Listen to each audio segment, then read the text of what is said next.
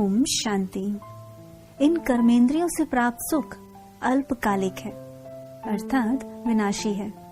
और जब तक आप बच्चों को इनसे प्राप्तियों का रस अनुभव होगा, तब तक आप अविनाशी सुख और शांति का अनुभव सदा काल नहीं कर सकते।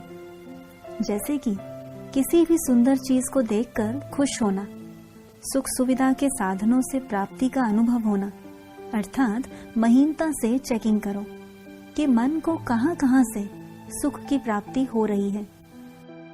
यदि इस देह और देह की दुनिया से ही सुख की प्राप्ति होती रही, जो कि अभी अभी सुख और अभी अभी दुख देने वाली है, तब आप सदा काल के लिए अतीन्द्रिय सुख का अनुभव नहीं कर सकते।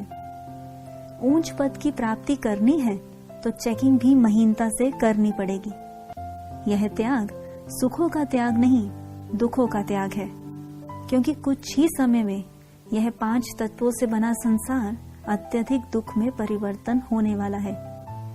बस सब कुछ करते भी अपनी मन बुद्धि सब चीजों से निकाल मुझ में लगा लो, अर्थात स्वयं को विशेष आत्मा समझ मुझ परमात्मा के प्यार में खो जाओ, क्योंकि परमात्म प्यार से प्राप्त सुख ही अविनाशी सुख है। यह मत सोचो कि इसका भी त्याग करना है, इसका भी त्याग करना है। नहीं, केवल आपको इन सब चीजों का ज्ञान होना चाहिए, परंतु संकल्पों द्वारा परमात्मा द्वारा प्राप्त खुशी, सुख अर्थात बेहद और अविनाशी प्राप्तियों में रमन करो। इसके लिए केवल संकल्पों के डायरेक्शन को चेंज करो, क्योंकि परमात्म सुख ही हमारी संगम युग की प्रारब्ध और भविष्य की प्रारब्ध बनाता है। जब त्याग करते हो तो भारी हो जाते हो, और जब प्राप्त हुई प्राप्तियों और प्राप्त होने वाले सुख के बारे में सोचते हो तो ऑटोमेटिकली उमंग उत्साह में आगे से आगे बढ़ने लग जाते हो। कोई भी त्याग हठ पूर्वक नहीं, बल्कि ज्ञानी तो आत्मा बन परमात्म प्यार से करना है। फिर वो त्याग नहीं रहेगा, बल्कि ऊंचा भाग्य बनाने का साधन बन जाएगा। यही सच्चा परमात्म प्यार आप बच्चों को ज्ञान स्वरूप, गुण स्वरूप और शक्ति स्वरूप बना देगा।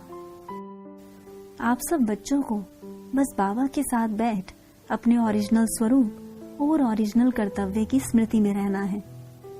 अतीन्द्रिय सुख आत्मा और परमात्मा के मिलन में है, न कि इन 5 तत्वों से बनी देह और देह की दुनिया में है। इसलिए इससे संपूर्ण रीति वैराग्य लाओ। यह बहुत सहज है, क्योंकि इस समय बाबा का फुल सहयोग है। बस संकल्पों द्वारा इसे बिल्कुल सहज समझकर करो।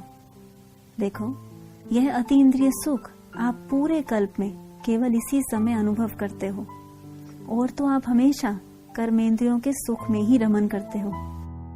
इसलिए इस समय इन कर्मेंद्रियों के सुख से न्यारा होना सहज नहीं लगता। आप बच्चों को इन सब चीजों के बीच में रहते अपनी मन बुद्धि को इन सब से न्यारा करना है, अर्थात आपको कोई खींच ना हो, केवल एक ही लगन हो कि मुझे स्वयं को अनुभव कर बाप को अनुभव करना है, और बाप के कर्तव्य को पूरा करना ही अपनी जिम्मेवारी समझना है। इसलिए उमंग उत्साह से संपन्न संकल्पों को अपने साथ रखो। वैसे भी जब बाबा साथ है तो हुआ ही पड़ा है ना। अच्छा, ओम शांति।